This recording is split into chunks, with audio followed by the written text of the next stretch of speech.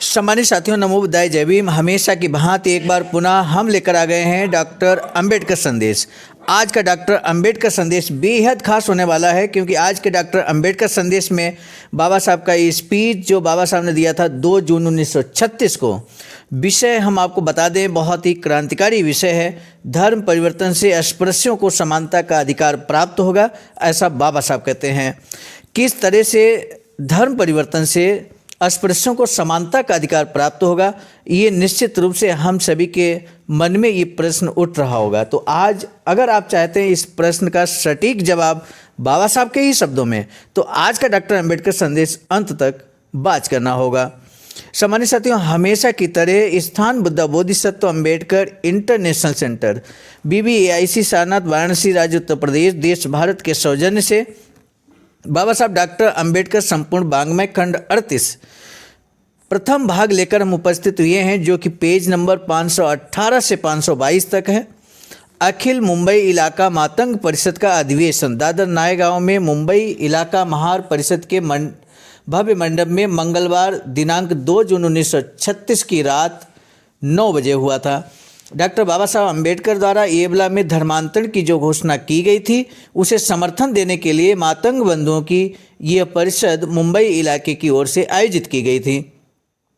इस परिषद में 7-8 हज़ार की संख्या में मातंग पुरुष और महिलाओं का समुदाय और मुंबई इलाके के हर जिले के प्रतिनिधि उपस्थित थे। परिषद की शुरुआत में नासिक के श्री DG रोकड़े श्री माने श्री फाल्के का स्वागत पद्य गान हुआ। उनके बाद स्वागताध्यक्ष रामचंद्र नाथोबा कालोखे ने स्वागत का भाषण दिया। उनके बाद श्री दौलत राव चिलोबा बायदंडे ने अध्यक्ष स्थान स्वीकारने की सूचना रखी। इस सूचना को श्री मारुत राव, तूप सौंदर, बाबूराव, रामजी कामले, श्री KS सकाटे ने समर्थन दिया। उसके बाद अध्यक्ष को और डॉक्टर बाबा साहब को पुष्पमालाएं अर्पण की गईं। उस समय चारों ओर जयकार की ध्वनि गूंज रही थी। एक फूलमाला पहनाने की कार्यक्रम के बाद अध्यक्ष श्री बोतले का भाषण हुआ। अलग अलग जगहों से विभिन्न नेताओं के परिषद के लिए सुयश की कामना व्यक्त करने वाले संदेश आए थे। उन संदेशों में श्री शंकर राव, शिवरामजी साठे नगर, गणपत जयवंत पवार, अनंतराव दौलत लोखंडे कोल्हापुर आदि लोग थे। इस परिषद में रामचंद्र केरू जाधव सोलापुर, दौलत राव गायकवाड़, पांडुरंग नाना बर्डेकर, रामचंद्र पुनाजी सकट, किशन बावरा, बहुत सारे नाम यहाँ जो लिखे हुए हैं हम आपको दिखा दे रहे हैं। मुंबई इलाका मातंग परिषद में जो प्रस्ताव पारित हुई है, सबसे पहले हम वो बताएंगे, उसके बाद बाबा साहब का स्पीच आपके समक्ष रखेंगे। पहला प्रस्ताव जो पारित किया गया वो ये था कि इस अखिल मुंबई इलाका मातंग परिषद में पूरे सोच विचार के बाद ये तय किया जाता है कि समता और आज़ादी पाने के लिए मातंग समाज के सामने धर्म परिवर्तन के बगैर अन्य कोई चारा नहीं है। परिषद इस बात की घोषणा करती है कि अखिल अस्पृश्य समाज के इकलौते नेता बाबा साहब डॉक्टर भीमराव अंबेडकर पर मातंग समाज को पूरा भरोसा है और उनके साथ मातंग समाज सामूहिक रूप से धर्म परिवर्तन करने के लिए तैयार है।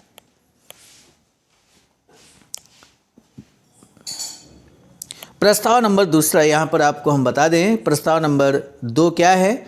मुंबई इलाके के शहरों में जो पुलिस विभाग है, उनकी तरफ से थालियाँ पीटते हुए जो ढिढोरा पीटा जा रहा है, उस काम के लिए मातंग जाति का आदमी काम पर रखें। साथ ही परिषद सरकार से विनती करती है कि गांव-गांव में जाकर ढिढोरा पीटने के काम का कोई वेतन नहीं दिया जाता, इसलिए ढिढोरा पीटने वाले को भरपूर वेतन दिया जाए। प्रस्ताव नंबर 3, मुंबई इलाके में बुवाई के काम आने वाली फॉरेस्ट की ज़मीनें हम मातंग समाज को तय समय के लिए बिना लगान के फसल उगाने के लिए दिया जाए और मियाद के बाद जितना उत्पादन होगा उसका 1/4 लगान लें। प्रस्ताव नंबर 4, ये परिषद सरकार से प्रार्थना करती है कि मातंग समाज में जिन जिन के पास प्रमाण पत्र होंगे, उनके प्रमाण पत्र तथा हाजिरी को बंद कर इस जाति को अपराधियों की जाति सूची से हटा दिया जाए। प्रस्ताव नंबर 5, परिषद सरकार से प्रार्थना करती है कि मुंबई इलाके के सरकारी विभागों में मातंग जाति के लोगों को चपरासी से लेकर उच्च अधिकारी तक के पदों पर तैनात किया जाए।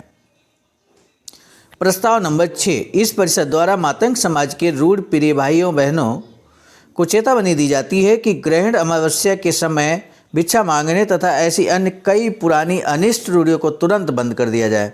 समाज के नाम पर बट्टा लगाने वाली इन रूढ़ियों का त्याग नहीं करने वाले भाई बहनों के बुरे बर्ताव के बारे में मातंग समाज को सोचना पड़ेगा। प्रस्ताव नंबर 7, परिषद सरकार से विनती करती है कि नगर जिले के लोकल बोर्ड में मातंग समाज का नॉमिनेटेड मेंबर हो। प्रस्ताव नंबर यहाँ पर 8 है। मातंग समाज में शिक्षा के प्रसार के लिए छात्रावासों की बहुत ज़रूरत है, इसीलिए इस समाज के लिए एक केंद्रीय मंडल की स्थापना कर छात्रावास खोलने के काम में समाज उनकी मदद करे। साथ ही मातंग छात्र हित चिंतक मंडल मुंबई को भी आर्थिक सहायता दे। इसके बाद बाबा साहब डॉक्टर भीमराव अंबेडकर का भाषण हुआ। उन्होंने अपने भाषण में कहा कि भाइयों, आप लोगों ने धर्म परिवर्तन का जो प्रस्ताव अभी अभी पारित किया उसके लिए मैं आपका अभिनंदन करता हूं। आपने ये प्रस्ताव पारित किया है, इसके लिए मुझे खुशी होना स्वाभाविक है। धर्म परिवर्तन की घोषणा किसी एक जाति के लिए ना होकर पूरे अस्पृश्य समाज के लिए है। अस्पृश्यों की जितनी जातियां धर्मांतरण के अनुकूल होंगी उतना अच्छा ही है। इसके बावजूद धर्म परिवर्तन के बारे में आपके सामने कुछ बोलना नहीं चाहता। धर्मांतरण के बारे में, अच्छे बुरे के बारे में सोचते हुए जो कुछ कहना था वह सब महार सभा में मैंने कहा है। वही बात फिर से दोहराने की मुझे कोई ज़रूरत नहीं लगती। दूसरी बात यह है कि धर्म परिवर्तन का प्रस्ताव आप लोगों ने अभी अभी पारित किया है, सो जो प्रस्ताव पारित हो चुका उसके बारे में बोलना निरर्थक है।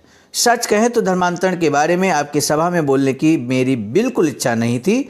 मातंग समाज में आकर भाषण करने की सूचना जब आपकी स्वागत समिति से आई तब मैंने साफ तौर पर कहा था कि भाषण देने में कोई हर्ज तो नहीं है, लेकिन मैं धर्म परिवर्तन के बारे में कुछ नहीं बोलूँगा। अगर इस सभा में मैं धर्म परिवर्तन के बारे में बोलता और अगर उसके बाद धर्मांतरण का प्रस्ताव रखा जाता और पारित होता तो क्षुद्र बुद्धि के लोगों को बातें फैलाने का मौका मिलता कि मेरे लिहाज के कारण या मेरे दबाव में आकर मातंग लोगों ने धर्म परिवर्तन का प्रस्ताव पारित किया है।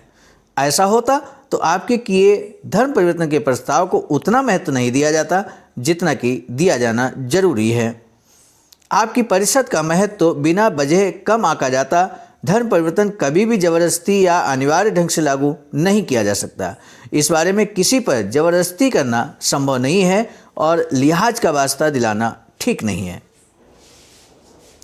जिसे ठीक लगेगा वही धर्म परिवर्तन करेगा। सो धर्म परिवर्तन पर मैंने यहाँ नहीं बोलने का जो निर्णय लिया है उसके बारे में आप में से किसी को बुरा नहीं लगेगा और कोई इसे अन्यथा नहीं लेगा, ऐसा मैं समझता हूँ।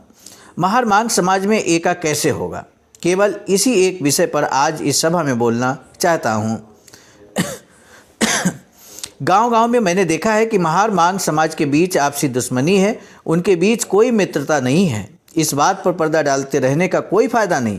इन दो समाजों में दुश्मनी है। आप और हमारा ये कर्तव्य बनता है कि हम सोचें कि इन दो समाजों के बीच की दुश्मनी नष्ट कैसे होगी। लंबे समय से ये मनमुटाव चला आ रहा है। मैंने जब से इसके बारे में सुना है तभी से मेरे संपर्क में जो मांग लोग हैं उनसे पिछले 5-6 सालों से मैं कहता आया हूं कि कोई सभा वगैरह का आयोजन कीजिए और मुझे बुलाइए ताकि मांग और महार लोग अगर मुझसे कुछ कहना चाहते हैं तो कह सकें, लेकिन इस तरह की सभा का भी आज तक आयोजन नहीं कर पाए थे। इसलिए मैं आज नहीं था, मैं जिस मौके के इंतज़ार में था वह मौका आज मुझे मिला, इसकी मुझे खुशी है। जिन्होंने इस सभा का आयोजन कर मुझे मौका दिया मैं उनका आभारी हूँ। मांग समाज में सुधार का जो आंदोलन चला है उसका अगर बारीकी से निरीक्षण करें तो पता चलेगा कि उस आंदोलन का पूरा निशाना महार समाज के ऊपर ही है। महारों के साथ व्यवहार न रखें, महारों का अनाज मत खाएं, उन्हें झाड़ू न बेचें, उन्हें स्पर्श को अपवित्र माने। आज बातें मांग नेता मांग लोगों से कहते हैं, ऐसा मैंने सुना है। उनकी इस सीख का मुझे कोई खेद नहीं है। आपके स्वाभिमान को लगता होगा कि महार मेरे हाथ का खाता नहीं है तो मांग भी उनके हाथ का क्यों खाएं। इसलिए आप उनके हाथ का न खाएं। लेकिन यहाँ मैं जो सवाल पूछना चाहता हूँ वह यह है कि महार ही आपके हाथ का खाना नहीं खाते, ऐसी तो कोई बात नहीं है। ब्राह्मण लोग भी आपके हाथ का छुआ हुआ नहीं खाते और किसी जात के लोग भी आपके हाथ का छुआ हुआ नहीं खाते। यह बात अगर सच है तो फिर आपके नेता ब्राह्मणों के हाथ का ना खाने का उपदेश क्यों नहीं देते? जिन जिन जातियों के लोग मांगों के हाथ का नहीं खाते उन जातियों के लोगों के हाथ का छुआ आप भी ना खाएं। ऐसा उपदेश यदि वे करें तो उन पर कोई दोष नहीं लगेगा।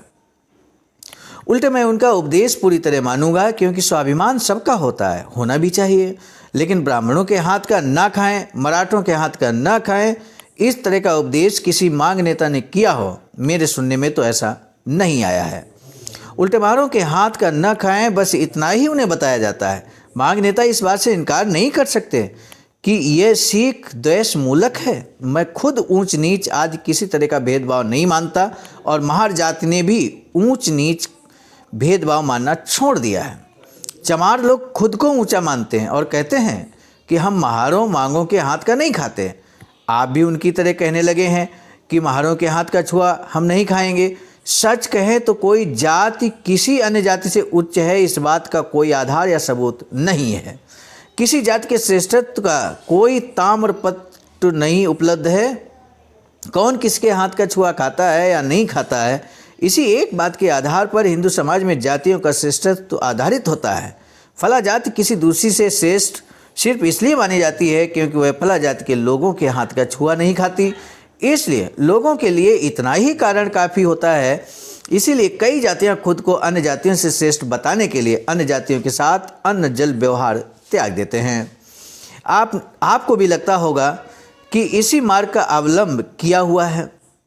महारों के हाथ का छुआ न खाने के पीछे खुद को महारों से श्रेष्ठ कहलाने के अलावा कोई और उद्देश्य होगा, मुझे नहीं लगता। लेकिन ऐसी सीख देने वाले मांग नेताओं से लगता है कि एक बात की तरफ ध्यान नहीं दिया गया है। महारों से श्रेष्ठ कहलाने में मांगों का क्या हित साधा जा सकता है, मेरी समझ में नहीं आ रहा। बाबा साहब कहते हैं कि महारों से बड़ा कहलवाने से ब्राह्मण लोग, मराठा लोग अगर उन्हें अपने साथ शामिल कर लेते हों तो बात अलग है। महारों से बड़ा कहलाने से ब्राह्मण लोग अगर मांगों को अपनी बेटियां देने या उनकी बेटियों को बहू के रूप में अपनाने के लिए तैयार हों तो ये मांगों का महारों के साथ हाथ का छुआ न खाने में कुछ तथ्य है, ऐसा मुझे लगता है। बाबा साहब कहते हैं इस बात का जरूर ख्याल रखें कि क्या ब्राह्मण लोग या अन्य स्पृष्ट जाति लोग आपको अपनाने के लिए तैयार हैं अथवा नहीं, इस बात के बारे में आपको पूरी तरह छानबीन करनी चाहिए। आगे क्या कुछ बाबा साहब कहते हैं, हम इसका द्वितीय भाग लेकर उपस्थित होंगे कल डॉक्टर अंबेडकर संदेश में। आज का डॉक्टर अंबेडकर संदेश हम यहीं पे समाप्त करने से पहले आज का पहला प्रश्न, मुंबई इलाका से मातंग परिषद में कितने प्रस्ताव पारित किए गए थे? बहुत सिंपल आंसर है। यदि आपने वीडियो को ध्यान से देखा है तो आपको बस प्रस्तावों की संख्या लिखनी है।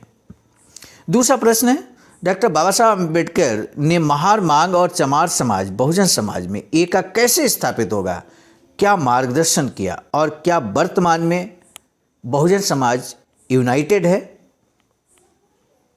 तो इन दोनों प्रश्नों में से किसी एक का जवाब देना आपके लिए बेहद जरूरी है। अब हम आज का डॉक्टर अंबेडकर संदेश समाप्त करने से पहले हम बता दें कि बाबा साहब की एक अधूरी इच्छा वैचारिकी सेंटर बनाने की है, और बाबा साहब चाहते थे कि एक वैचारिकी सेंटर बने। इसी के अनुरूप अखिल भारतीय अनुसूचित जाति जनजाति कर्मचारी कल्याण एसोसिएशन ने एक महत्वपूर्ण कदम उठाया। 14,000 स्क्वायर फीट जमीन परचेज की सारनाथ वाराणसी राज्य उत्तर प्रदेश में, और वहाँ पर बाबा साहब की अधूरी इच्छा के अनुरूप ही वैचारिकी सेंटर निर्माणाधीन है।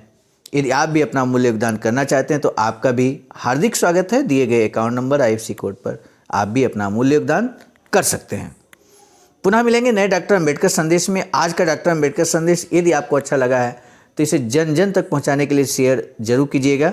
इसी आह्वान और निवेदन के साथ अब मिलेंगे हम नए डॉक्टर अंबेडकर संदेश में। तब तक दीजिए इजाज़त। आप सभी को सादर नमो बुद्धाय। जय भीम।